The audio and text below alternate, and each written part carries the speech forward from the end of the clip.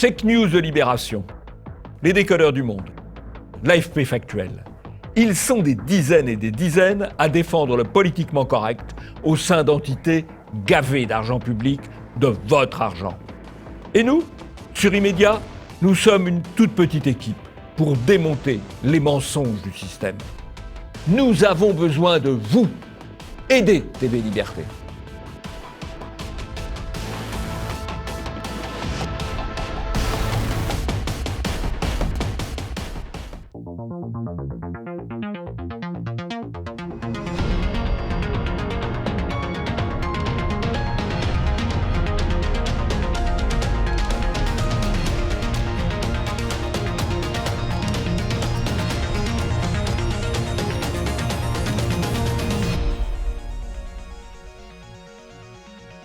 Bonjour à tous et bienvenue dans ce nouveau numéro d'Immédiat, l'émission qui décrypte la propagande médiatique. Bonjour Jean-Yves. Bonjour Nicolas. Et au sommaire, aujourd'hui, nous reviendrons d'abord sur la présence d'Éric Zemmour à la manifestation des policiers. Puis nous verrons qu'à un an de l'élection présidentielle, les attaques médiatiques contre le Rassemblement national débutent. Comme d'habitude, nous reviendrons sur l'actualité médiatique de la semaine dans notre revue de presse. Et enfin, nous analyserons l'insupportable deux poids, deux mesures médiatiques selon la couleur de peau des meurtriers. Immédiat numéro 349, c'est parti.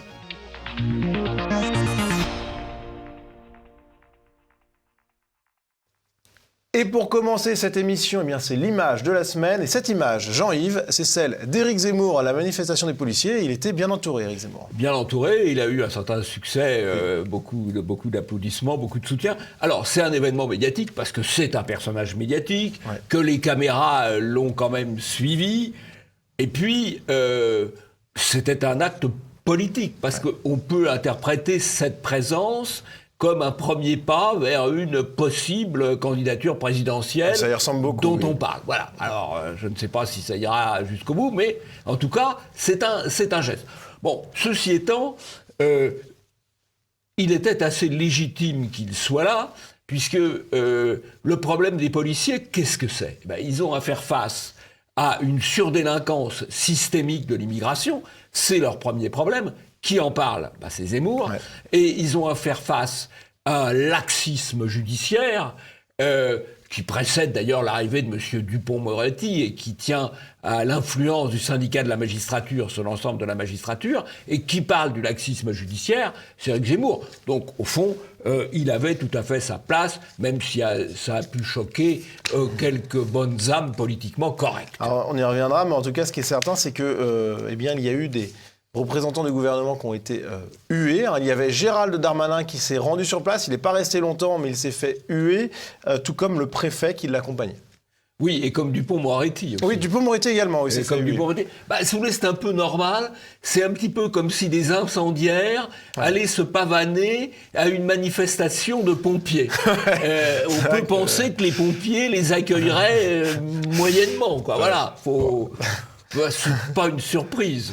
Bon, en tout cas, c'est une manifestation qui a beaucoup fait parler dans les médias. Et on va écouter Mathieu Croissando, qui est éditorialiste politique à BFM. Il y avait un regard très négatif sur cette manifestation. Ce qu'on a assisté était quand même un grand n'importe quoi hier. Il faut bien le dire, on se réveille ce matin avec un drôle de sentiment après cette manifestation. On a vu quoi ? On a vu des polémistes d'extrême droite, parfois condamnés multirécidivistes. On a vu un humoriste, un acteur, beaucoup de policiers, des élus de partis qui font eux-mêmes l'objet parfois d'enquêtes de police ou qui sont traduits devant la justice. Et puis des provocations de syndicats de police opposant police et justice. On a vu qui ont parfois une fâcheuse tendance à avoir le bras qui se lève quand ils scandent leur slogan ou qui mettent en scène une justice en train de balayer des cadavres. Ah, il est formidable ce Croissando là, il nous fait un combo là. Alors il y a les éditorialistes condamnés pour délit d'opinion, il y a les partis politiques poursuivis, suivez mon regard, pour des affaires, et puis il y a des policiers qui tendraient le bras. Ça c'est vraiment un combo parfait. Alors honnêtement, cette accusation là, elle est incroyable parce que c'est en gros le dire il y a eu des saillies nazis quoi. Oui, alors que évidemment c'est hallucinant. C'est hallucinant. Alors, ce qui est tout de même assez intéressant, c'est que ce Croissando, au fond, c'est un gauchiste héréditaire. Ça, c'est amusant. C'est un gauchiste à dire, puisque le père Croissando était responsable du monde de l'éducation, du journal Le Monde de l'éducation, dans les années 80. Donc, c'est un élément fondamental de la destruction de l'éducation nationale. Et le petit fiston, alors, il fait carrière dans les médias de gauche, au Nouvel Obs, etc. Il a même été obligé de quitter le Nouvel Obs, parce que, tenez-vous bien, il en avait trop fait dans une couverture sur l'immigration. Ouais. Donc c'est un hyper immigrationniste. Alors tout ça, il est éditorialiste politique à BFM TV, qui, comme chacun sait, est un organe tout à fait neutre. Passons au premier sujet, le Rassemblement national attaqué par les médias.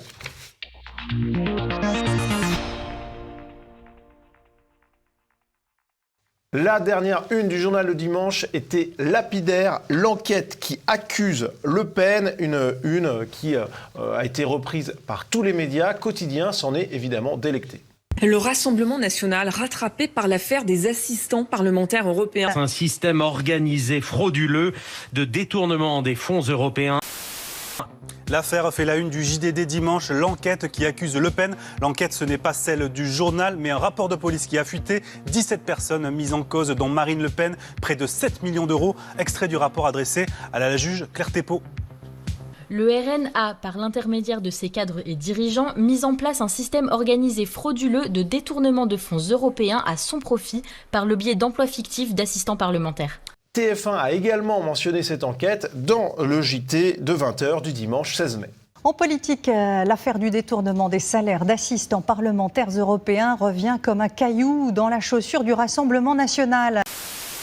Marine Le Pen, instigatrice d'un système de détournement de fonds. C'est ce qui ressort de 5 années d'enquête, 98 pages de rapport. La présidente du RN en aurait directement bénéficié en recrutant son garde du corps comme assistant parlementaire. Thierry Légier était payé 9 000 € bruts par mois pour 85 heures mensuelles. Alors le ton des journalistes est déjà intéressant, n'est-ce pas ? Le ton en lui-même, il montre l'importance, le scandale de l'affaire. Ouais. Et là, on voit une espèce de récidive de l'opération Fillon, où un candidat aux élections présidentielles de 2017 a été éliminé par l'alliance des juges et des médias. Voilà. Et bien là, on est en train de repartir, ou d'essayer de repartir sur la même logique, avec tout de même, au départ, ce qui est un délit, c'est-à-dire une violation du secret de l'enquête et de l'instruction. Ouais. Puisque l'enquête de police s'est retrouvée au journal du dimanche. Alors, il y a deux sources possibles de la fuite. C'est soit le cabinet du ministre de l'Intérieur, soit le cabinet du ministre de la Justice. Voilà. Qui ont gentiment violé le secret de l'instruction, mais c'est pour la bonne cause, puisqu'il s'agit d'attaquer le Front National, Rassemblement National, pardon, on les comprend. Alors, Jean-Yves, il y a une accusation dans ce reportage de TF1, selon lequel, le garde du corps de Marine Le Pen aurait touché 9 000 € par mois, ce qu'elle a démenti. Oui, alors d'abord, les chiffres sont faux. Ensuite, moi je suis désolé, mais je ne trouve pas choquant que Marine Le Pen elle a besoin d'un garde du corps. Bon, et je ne trouve pas choquant qu'il soit payé comme assistant au Parlement européen, parce que quand Marine Le Pen, toutes les semaines, elle va à Bruxelles ou à Strasbourg, et c'est dans les déplacements, dans les voyages, qu'on a le plus besoin de garde du corps. Donc je ne vois pas en quoi il y a un scandale. D'ailleurs, Gollnisch a proposé aux médias un débat à la loyale, parce qu'il est aussi mis en cause dans cette affaire, un débat à la loyale, on se garde de l'inviter, tout simplement. Pourquoi ? Parce qu'un homme politique, quel qu'il soit, alors là, qu'il soit au Front National ou au Modem ou à la République En Marche, il a en gros trois types de fonctions, 4 types de fonctions même. Il a une fonction parlementaire, il a une fonction locale, il a une fonction dans le parti, il a une fonction de représentation médiatique. Et évidemment, il fait appel à ses collaborateurs pour ces différentes fonctions. Bon, bien sûr, un assistant parlementaire, on va lui demander d'abord de faire du travail parlementaire. Mais il ne fait pas que ça. On ne fait pas que ça. Ouais. Et honnêtement, il faudrait mettre un compteur devant chaque activité et dire « Ah ben non, ça doit être facturé là, ça doit être facturé là ». c'est évidemment pas sérieux, c'est impossible. D'ailleurs, c'est de la fausse transparence. On l'a vu, le MoDem aussi est mis en cause. Je veux dire, tous les hommes politiques, ils ont ce problème-là. Ouais. Ils ont ce problème-là. Il y en a certains qui sont plus attaqués par les médias que d'autres, par contre. Voilà.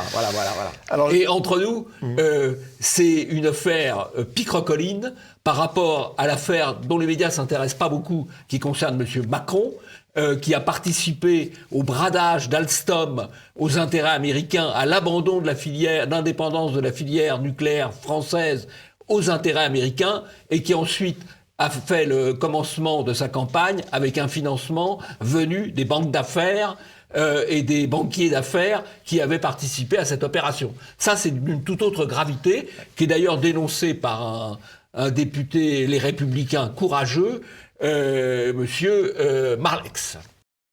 Alors, il y a eu des attaques médiatiques et on va voir que Jordan Bardella y a répondu à sa manière. On ressort encore et toujours par l'intermédiaire du JDD, qui est un peu la Pravda du dimanche de La République En Marche, les mêmes affaires qui n'aboutissent systématiquement à rien. La Pravda du dimanche, excellente formule. Bon, alors quand même, la Pravda du dimanche, c'est le journal de M. Lagardère, qui a reçu récemment pour son groupe près de 500 millions d'euros de prêts qu'il ne remboursera sans doute jamais.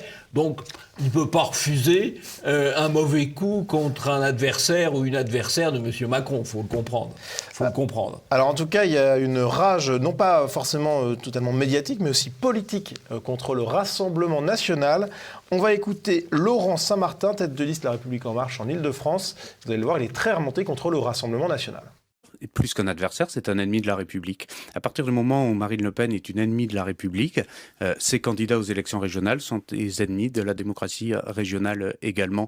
Le Rassemblement national ne fait pas partie du champ républicain. Pauvre type qui sort des éléments de langage de guerre civile. Alors, ceci étant, c'est important. C'est pas lui qui l'a inventé, c'est la stratégie de Macron.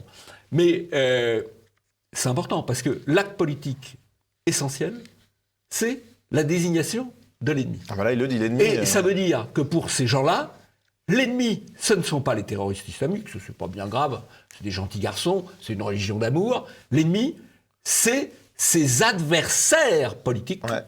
En l'occurrence, ses adversaires politiques nationaux ou ses adversaires politiques identitaires. Il faut bien voir que ces déclarations s'inscrivent dans le prolongement de la dissolution identitaire, de la dissolution de génération identitaire, auquel le seul reproche que faisait le gouvernement était de défendre les frontières françaises. Ouais. Donc c'était assez logique qu'après génération identitaire, c'était un peu le hors-d'œuvre, ou les zakouskis, on passe au plat principal, qui est le Rassemblement national, qui aurait peut-être gagné à être plus vigoureux dans sa condamnation de la génération, de la dissolution de génération identitaire.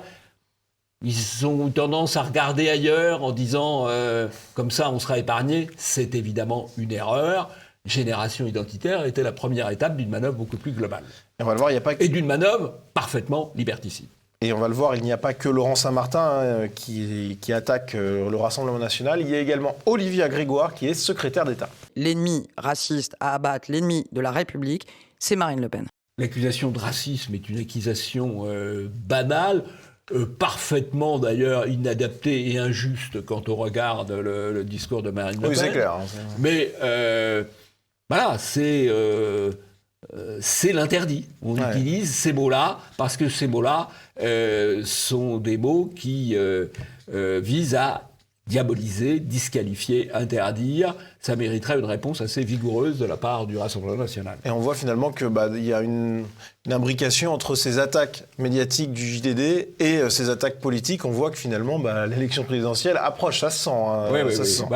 On va retrouver la coalition du pouvoir en place, des juges et des médias. C'est pas les oligarques, c'est ça. Et pour conclure ce sujet, Jean-Yves, on peut voir cet article de Valeurs Actuelles. Arles, un militant RN tabassé par des dealers. Et ce qui est intéressant, Jean-Yves, c'est que les dealers ont traité ce militant de facho et de raciste. Et voilà, ils parlent bien le vocabulaire politiquement correct, les dealers. Ils sont pas mal, finalement. Ah, mais ça pose la question de la responsabilité des dirigeants politiques de la République En Marche qui, en fait, donnent quasiment blanc-seing à certaines parties pour... Comme ils ont donné blanc-seing à l'attaque des policiers, quand M. Macron, avant même d'être élu, s'était précipité pour soutenir le mythomane Théo dans l'affaire du pseudo-viol qu'il aurait subi de la part de policiers à Aulnay-sous-Bois. C'est là la généalogie des problèmes de la police. Passons à la revue de presse.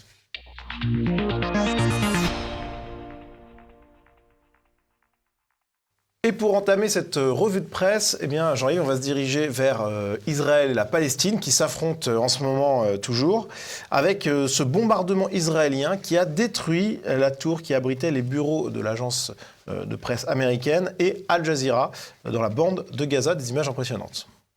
Des images effectivement impressionnantes et assez rares, car il est peu fréquent que des postes de médias soient s'y attaqués. Après avoir été prévenu, l'immeuble avait été une heure évacué. Alors il y a deux interprétations dans les médias. Hein. Là, de ce point de vue-là, les médias donnent les deux points de vue. Bon, c'est plutôt bien. Le premier point de vue, c'est que c'est une opération d'intimidation de médias jugés favorables au Hamas, en particulier à Al Jazeera.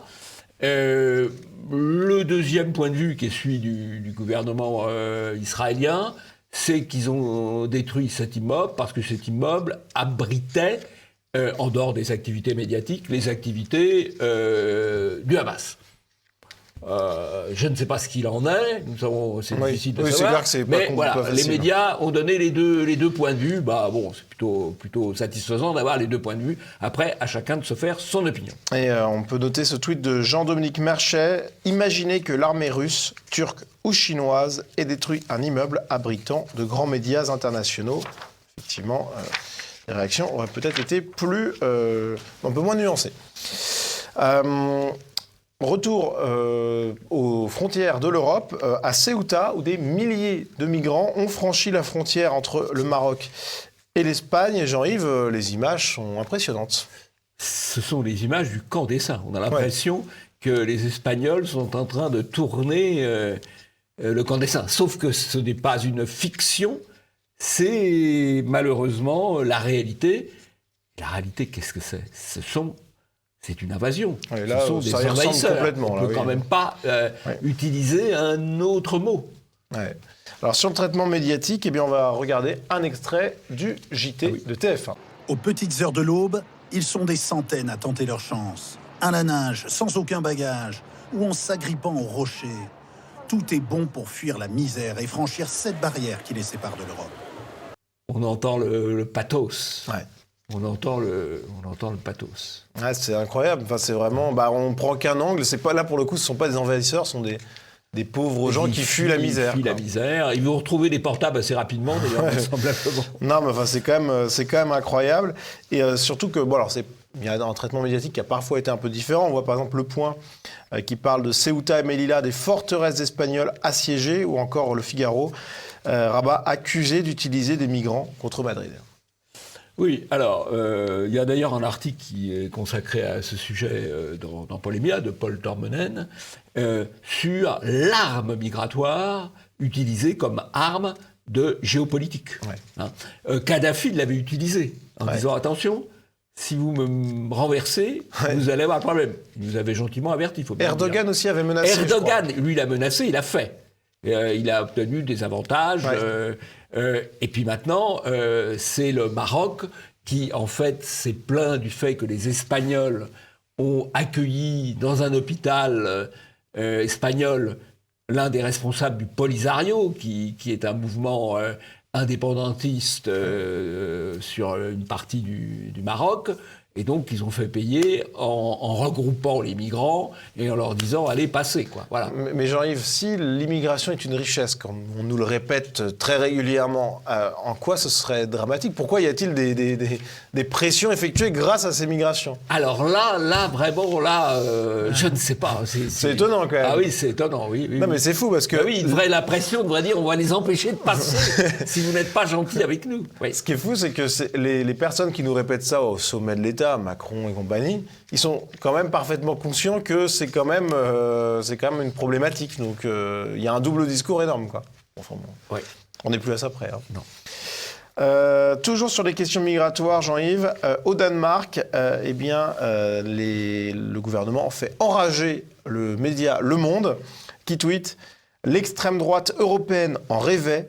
Les sociaux-démocrates danois sont prêts à l'accomplir. Le Danemark veut sous-traiter les demandes d'asile au Rwanda. » Ça, c'est une assez bonne idée. Ce que fait l'Australie en sous-traitant à une île du Pacifique.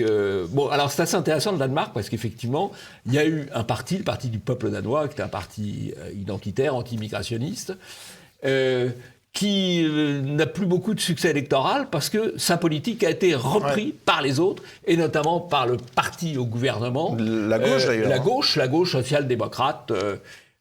Donc c'est tout à fait, il faut suivre ça de très près. Ça met le monde en rage.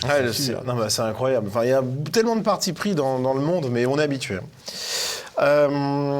CNews a été doublement attaqué cette semaine, Jean-Yves. D'abord par l'Obs.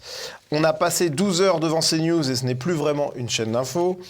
Une journée durant, l'Obs a scruté CNews. Le constat que fait le sémiologue François Jost est sans appel. CNews est passé d'une chaîne d'info en continu à une chaîne d'opinion.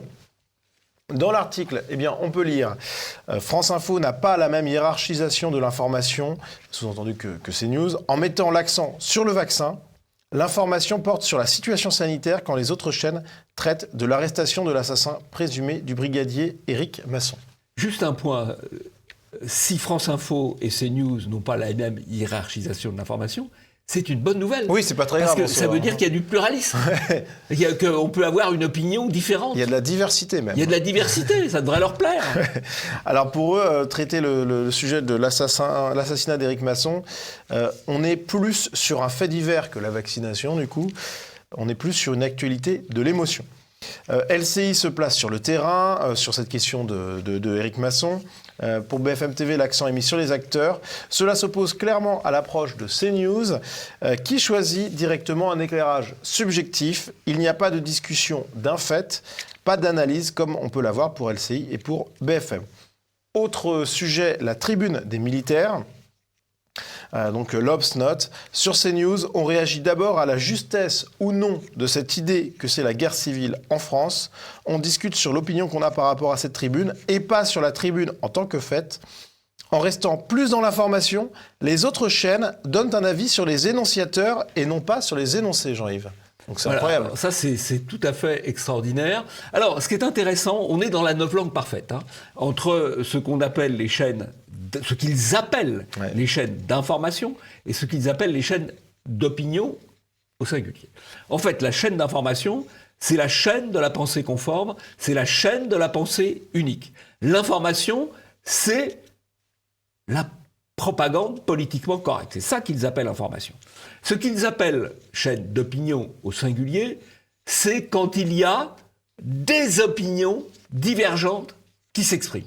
Et d'ailleurs, sur CNews, il y a des gens qui expriment du politiquement correct à longueur de journée, y compris dans les plateaux de Pro ou de Zemmour d'ailleurs. Il y a des gens qui expriment des opinions politiquement correctes. Simplement, il y a aussi des gens qui expriment des opinions différentes. Ça c'est déjà trop. C'est donc pas une chaîne d'opinion au singulier, mais une chaîne d'opinion au pluriel et d'information au pluriel. Mais ils sont dans la novlangue totale. Ce qui est vrai, c'est ce qu'ils pensent eux. Et ce qu'ils disent eux, et les autres opinions n'ont pas le droit de citer. C'est ça ce qu'il y a derrière ça. Il y a une pensée totalitaire. Et ce qui est quand même extraordinaire, c'est de dire CNews, les autres chaînes, donc hors CNews, donnent un avis sur les énonciateurs et pas sur les énoncés. Sous-entendu, CNews ne diabolise pas les auteurs de la tribune et s'intéresse au fond. Et on a d'ailleurs l'Obs qui continue. Ce travail politiquement correct, est plus complet encore sur France Info, où le journaliste spécialiste de la question analyse le discours de la tribune des militaires en le rapprochant des termes employés par le Rassemblement national. Donc là, il fait bien son boulot, puisqu'il lit la tribune des militaires au Rassemblement national pour diaboliser un peu tout le monde. Et l'article de l'Obs conclut « Il n'y a que CNews qui fait réagir sur le fond et non pas sur l'analyse du fait que constitue cette tribune. » Quand même, le fond n'est pas totalement inintéressant. Mais non, mais c'est un reproche. Alors que ça serait, théoriquement, cette phrase de conclusion devrait être positive. Il n'y a que CNews qui s'intéresse au fond et pas la forme. Oui, mais pour on n'a eux, pas le c'est droit pas de bien. s'intéresser au fond puisqu'on est dans le déni de réel. Non, mais Très bonne analyse de texte, Nicolas. Non, Très mais bonne analyse de c'est texte. incroyable. Vraiment, c'est incompréhensible, mais ils s'en rendent pas compte. Ils se rendent pas compte de l'absurdité de leurs propos. Ils vivent dans un univers où ils sont le bien, ils sont le vrai, ils sont le bon. Voilà. Ouais. Alors, c'est pas les seuls Lobs à attaquer CNews. Hein. C'est le même jour. On a eu un article dans Le Monde, donc ça ressemble quand même déjà. Ça fait beaucoup de coïncidences quand même. CNews banalise l'extrême droite comme Fox News l'a fait pour Donald Trump, avec un premier terme. Insécurité, délinquance, islam, identité et faits divers scabreux. Les thématiques de prédilection de l'extrême droite tournent en boucle sur CNews. Oui, sauf que ça fait quand même partie des préoccupations des Français. Bah oui. Hein, voilà. Et le fait, c'est tout simple, mais le fait qu'une femme ne puisse sortir tranquillement le soir dans beaucoup de quartiers, et même on peut dire dans tous les quartiers, le fait que des jeunes hommes ne puissent plus sortir non plus tranquillement dans beaucoup de quartiers sans avoir à baisser les yeux ou avoir des coups, le fait que des gens qui vivent encore dans les cités HLM risquent de se faire tabasser en sortant de chez eux s'ils font une remarque, voire tuer. Bah oui, ça, c'est des sujets de préoccupation. C'est vrai que bon, dans les salles de rédaction parisiennes, on n'a pas forcément ces sujets-là en tête, mais les Français pensent pas forcément comme les journalistes du Monde. Et l'article du Monde qui continue, c'est de moins en moins une chaîne d'information, analyse Philippe Rioutor, sociologue spécialisé en communication politique. L'antenne a exploité ad nauseam la deuxième tribune anonyme supposément signée par les militaires d'Active, alors même que le Figaro, quotidien classé à droite, n'y consacrait qu'un bas de page tout en distance, pointant un malaise au sein des armées. Oui, alors vous savez pourquoi ? Puisque le Figaro, le propriétaire du Figaro, c'est le groupe Dassault. Oui. Le groupe Dassault, son premier client, c'est l'État français, et son relais commercial à l'étranger sont les ambassades françaises. Alors, c'est assez délicat, il faut quand même comprendre les choses, pour le journal du groupe Dassault, de relayer avec une certaine emphase une tribune de militaires critiquant le gouvernement. Ouais. Voilà, donc ils font le minimum, oui. C'est comme ça que ça devrait être analysé. Ouais, on va dire, voilà. Et donc on dit, le Figaro, quand même, ils sont raisonnables. Tu parles. Ouais. Alors, la conclusion de l'article du Monde vaut celle de l'article de l'Obs. CNews banalise les idées de l'extrême droite et les discours populistes en leur apposant un tampon vu à la télé. Cela légitime les discussions de bistrot, juge le sociologue. Discussion de bistrot. Incroyable. Bon. En tout cas, Le Monde et l'Obs s'étaient donné le mot pour attaquer CNews. Ils sont dans le même groupe, donc c'est... voilà. Ouais, bon, c'est entre amis. Autre actualité, Jean-Yves, Laurent Ruquier, qui la semaine dernière on l'avait déjà vu avec Michel Geoffroy, cette semaine il est récidive, il continue sa croisade sur le Covid. On regarde tout de suite son passage sur CNews. C'est pas une question de droite, de gauche, d'être conservateur ou pas, c'est une question d'un peu de bon sens et de logique. Et d'ailleurs, il suffit de voir encore les j'ai du mal avec ce mot-là, épidémiologistes depuis 3 ou 4 jours qu'on voit encore sur les chaînes télé. Vous voyez que je ne regarde pas que CNews, puisque j'ai vu Karine Lacombe hier soir sur BFM TV pendant 1 heure. Et on s'aperçoit que ces gens-là voudraient encore, c'est-à-dire que si Emmanuel Macron n'avait pas décidé contre leur avis, on serait tous enfermés encore en ce moment et même cet été. Donc on voit bien qu'on est chez les foudingues. On est chez les foudingues. Mais on est chez les foudingues. Pourquoi on est chez les foudingues ? Parce que toute l'information a été envahie par le Covid comme jamais auparavant. Il y a une étude qui a été réalisée qui compare le poids d'une information par rapport à tout le reste en comparant l'information sur le Covid, là les courbes sont extrêmement parlantes, avec ce qui avait pu se passer au moment de mai 68, au moment de la chute du mur de Berlin, au moment de la crise des missiles. La crise des missiles de Cuba, c'est pas rien, c'était la menace d'une guerre nucléaire mondiale, c'est pas un petit événement. Au moment de la guerre d'Algérie, eh bien, ce qu'on voit, c'est que ces événements-là n'ont jamais utilisé une place aussi importante que le Covid dans les médias, et jamais aussi durablement. Pourquoi on est chez les foudingues ? Parce que les 2 tiers de l'information sont consacrés au Covid et à la peur que le Covid inspire. Alors ça s'explique, ça intéresse les gens. Parce que ils se sentent un peu concernés, ils ont peur d'attraper la maladie, on leur fait peur en prenant à chaque fois les informations les plus inquiétantes venues du monde entier. Puis il y a un phénomène d'accumulation de boules de neige. D'ailleurs, vous avez vu, on a reproché à CNews de ne pas assez parler du Covid et de trop parler de problèmes de sécurité. Donc vous voyez, c'est fou, c'est quand même fou. Et donc si vous n'en parlez pas, et encore, il faut en parler comme le veut le gouvernement, sinon vous risquez d'être censuré. Mais ce qui est arrivé à TV Liberté. Ce qui est arrivé à TV Liberté encore récemment, hein, avec l'entretien de Monsieur Divisio. Qui a été censuré par YouTube. Qui a été censuré par YouTube. Incroyable. Alors, c'est quand même extraordinaire de voir ces courbes qui montrent que jamais un événement n'a été traité aussi longtemps et aussi massivement que le Covid. Soit dit par parenthèse d'ailleurs, quand il y avait eu la grippe asiatique et la grippe de Hong Kong, qui sont des événements un peu comparables, ils sont même pas, mentionnés là. Ils sont même pas mentionnés là. Hein? Bon, en tout cas, c'est certain que cette étude est intéressante. Et ça montre bien effectivement que, à mon avis, Laurent Ruquier, c'est un peu l'arbre qui cache la forêt, parce que je pense qu'il y a beaucoup d'autres journalistes qui pensent comme lui, notamment ceux de BFM qui allaient déjeuner dans les restaurants clandestins. Mais bon, au moins, il prend la parole. Alors, c'est rare qu'on lui tire notre chapeau, mais... Oui, mais nous, on n'est pas sectaires. Et ce qui est intéressant, c'est peut-être aussi que ça vient d'un événement qui s'est passé il y a quelques mois. Laurent Ruquier, on en avait parlé dans les médias d'ailleurs. Son émission Les Grosses Têtes s'était fait épingler par un collectif LGBT obscur, mais bon bref, qui avait pointé du doigt la LGBTophobie et le sexisme et le racisme de son émission. Oui, alors c'est quand même un comble. Hein. Non, mais complètement. C'est quand même un comble. Non, mais ça n'avait pas été suivi tant que ça. Mais c'est quelqu'un, Laurent Ruquier, qui était tellement du bon côté du manche du politiquement correct, qu'il là se retrouve mis en accusation sur plusieurs points. Et du coup, il commence à se lâcher peut-être un petit peu plus. De toute façon, la révolution mange ses enfants. Oui, clairement. Voilà. Alors, autre actualité médiatique, cette prise de parole du philosophe Enthoven sur le voile des accompagnatrices scolaires. Je vous entendais parler des sorties scolaires, ou j'entendais que Karim en parlait. Moi, de ce point de vue, pardon pour l'expression, j'ai changé de religion, en fait, sur les mamans accompagnatrices. Au départ, j'étais plutôt tenant de l'idée que l'école continuait au-delà des frontières de l'école, et que donc une maman accompagnatrice, ou une accompagnatrice tout simplement, n'avait pas à arborer un signe religieux, puisqu'elle était d'une certaine manière dans l'enceinte de l'école. En réalité, c'est réactiver une guerre de religion sous un motif absolument... Qu'est-ce qui vous a fait changer d'avis ou de religion? La façon dont la droite s'en est servie à instrumentaliser la chose, dont l'extrême droite aussi a instrumentalisé la chose, ça me semble inutile et superflu en la circonstance. Et puis surtout le constat qu'on peut être parfaitement républicain et voilé. Alors, ce qui est assez amusant, c'est qu'Enthoven, il se présente comme philosophe.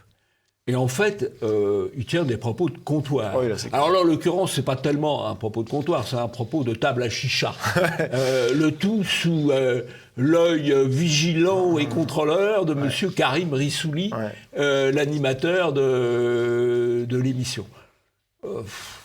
Oui, ça vole pas haut pour un philosophe. Franchement, en gros, pour lui, la validité d'une idée, ça se discute en fonction de qui la soutient, qui la défend. Voilà. C'est incroyable. C'est triste, c'est triste. Ouais, bon, c'est un grand philosophe médiatique. Hein. Ah, oui. On doit être trop bête pour comprendre, peut-être. Oui, absolument. Alors, pour conclure cette revue de presse, Jean-Yves, une actualité économique et médiatique. Avec le rachat de M6 par le groupe TF1, on en parlait il y a quelques semaines dans les médias, et voilà, le choix a été fait. Voilà, alors il y avait 3 hypothèses, on avait évoqué 3 hypothèses. Bolloré, évidemment, c'était politiquement impossible, il allait être bloqué. Le groupe Le Monde, qui était... enfin, c'était pas Le Monde, Niel, ou la bande du Monde. La bande du Monde, voilà. Oui, la bande du Monde, c'est pas mal, oui, c'est un terme approprié. Qui aura été politiquement intéressant appuyé pour par Arnaud, appuyé par Arnaud, et puis la logique économique qui est TF1 qui est un peu en perte de vitesse, qui rachète M6 qui est en dynamique, avec le fait d'ailleurs que le groupe va être pris par Taverneau de M6 et que le patron de TF1 va passer à la tête de la direction média du groupe Bouygues. Bon, voilà. Et donc, il y a une certaine logique économique. Bon, évidemment, il y a aussi une certaine logique politique. Oui. Parce que M6 c'est quand même une chaîne assez grand public, donc qui a une grande importance en période électorale. Et là, avec TF1 quand même, qui vit lui aussi de commandes publiques, voilà. On est à peu près tranquille. Ouais, ça va pas. Du pouvoir. Voilà. Ça va pas être révolutionnaire, effectivement. Non. Passons au deuxième sujet. Tueur des Cévennes, la chasse aux blancs est autorisée.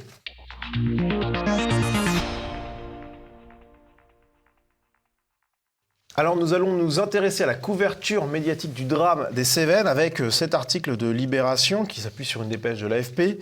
Double meurtre dans les Cévennes, armé et aguerri, le suspect est toujours introuvable.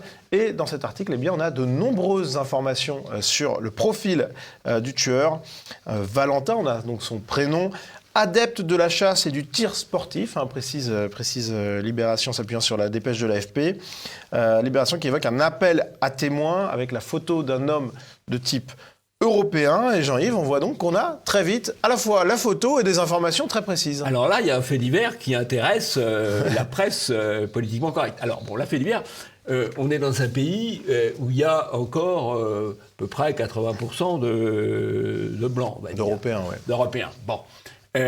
Alors, c'est sûr qu'ils n'ont pas le même taux de délinquance que les non-européens, mais il y a quand même quelques délinquants européens, forcément, et quelques meurtriers européens. Alors, le traitement médiatique du fait divers, entre guillemets, c'est quand même un drame. Ou du meurtre, en l'occurrence, en fait, il y a le traitement par amplification et le traitement par occultation.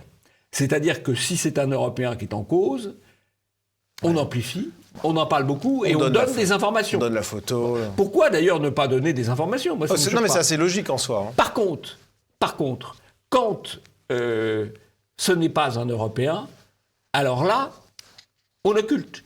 Quand le tueur du policier Éric Masson, le meurtrier du policier Éric Masson, on n'a pas donné sa photo.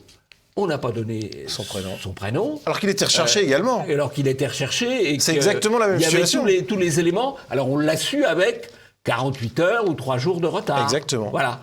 Mais dans un premier temps, on a camouflé. Donc, évidemment, c'est tout à fait le deux poids, deux mesures. Ça donne une vision totalement déformée de la réalité, puisque certains faits sont amplifiés, ce qui ne veut pas dire qu'ils n'existent pas. Et certains faits sont occultés, alors pourtant ils existent. C'est incroyable parce que c'est vraiment exactement la même chose, c'est-à-dire des meurtriers recherchés, et dans un cas on a l'avis de recherche et dans l'autre on ne l'a pas. C'est assez hallucinant. Alors ça c'est un travail, c'est une coproduction, si je puis dire, justice-médias. Oui, c'est vrai. Voilà. Oui, et les médias ne cherchent pas. Parce que les médias, si le procureur ne donne pas l'info, il y a d'autres moyens de l'avoir. Mais là, on n'investit pas. Alors il y a un champ sur lequel les médias par contre enquêtent, c'est bien entendu quand on parle d'un meurtre comme ça, c'est les détenteurs d'armes qui sont dans le viseur. On le voit par exemple avec cet article de Marianne, tueur des Cévennes, quel suivi pour les détenteurs d'armes, et on voit par exemple Braise Info qui s'inquiète, on a toujours ce focus sur les tireurs sportifs, etc. à chaque fois. Donc là encore, c'est une préoccupation médiatique particulière, Jean-Yves. Oui, mais qui est la même aux États-Unis d'ailleurs. C'est en fait... on veut désarmer les honnêtes citoyens en prenant en exemple quelques cas aberrants, alors que dans le même temps, le vrai problème, ce sont les armes détenues clandestinement. Ça m'étonnerait beaucoup que l'arme qui a tué le policier Masson ait été dûment déclarée et reconnue. Évidemment. Alors, on pourrait se dire que c'est un cas isolé, Jean-Yves, mais non. Il y a eu un autre cas récemment avec une photo d'un suspect européen présenté dans les médias. C'était cette semaine. À Amiens, Gwenaël, 39 ans, activement recherché après le meurtre de Claire. Donc, Jean-Yves, on voit que c'est pas un cas isolé, c'est les Européens dont on voit la photo. Voilà, il y a ceux qui ont droit aux photos, ceux qui n'ont pas droit aux photos. C'est incroyable. Et on a, pour conclure ce sujet, un extrait d'un passage de Gilles-William Goldnadel sur CNews. Je suis frappé par le fait qu'on ne donne pas beaucoup le nom des mises en cause majeures dans l'affaire Masson. On est très discret sur leur nom. On est dans le déni de montrer qu'il y a un problème d'insécurité lié à l'immigration. C'est une occultation totale. J'observe qu'il y a à peu près 1 mois et demi, lorsque il y a eu un survivaliste Il y a eu un survivaliste qui a assassiné sa femme lors de la conférence de presse du procureur de la République. Il a non seulement donné son nom et son prénom, mais il a expliqué que c'était un chrétien intégriste. Bah oui, amplification, occultation. Et le complément de ça, c'est généralement la déformation des prénoms. Quand, pour des faits moins graves qu'un meurtre, des faits de délinquance plus classiques, là on change les prénoms. Ouais, c'est arrivé à Brest récemment. C'est Anaïs à la place de Fatima et c'est Alain à la place de Mouloud, par exemple. Ouais, voilà. C'est un cas qu'on avait vu, effectivement. Un cas qu'on voit régulièrement, là, qui est extrêmement banal, et la PQR, ça c'est le petit babar PQR. Ouais, là c'est un peu plus gros, mais en tout cas, voilà, un 2 poids 2 mesures médiatique hallucinant, Jean-Yves. Donc on va conclure cette émission là-dessus. Vous avez néanmoins un coup de chapeau. Oui, un coup de chapeau pour le quotidien présent, qui est de plus en plus intéressant, avec un contenu, un vrai contenu, et puis qui reste assez combatif. Là. Oui. Quand Bayrou a dit, comme on ne fait pas d'enfants, on pourrait peut-être faire venir des émigrés, eh bien, ils nous ont fait une très belle une, bravo Angelo, des berceaux ou des bateaux. Ouais. Voilà, et ça se trouve en kiosque. Eh ben, on préfère les berceaux. C'est la fin de cette émission. Merci à vous de l'avoir suivi. Et puis Jean-Yves, on se dit à la semaine prochaine. À la semaine prochaine.